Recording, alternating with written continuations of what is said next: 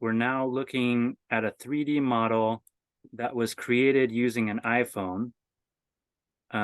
This is a FXB file that we're viewing using a 3D viewer from Microsoft Office.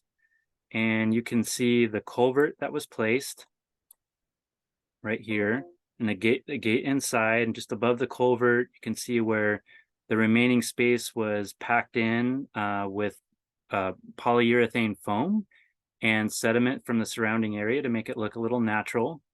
We can take a look at that same culvert from inside the mine, and you can kind of make out where the gate inside the culvert is, and the water at the base of the culvert as well. You can see that water starting to fill up this area right here that was constructed as the pond. So this is where the liner for the pond is. If you see the cursor at the bottom, right here is where the berm is.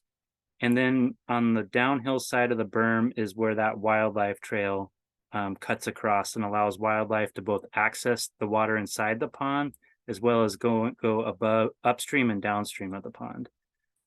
This area at the bottom of the screen right here is the armored outflow with large rock and sediment and woody debris to kind of prevent channelization that happens when water comes up and out of this area and down in the channel.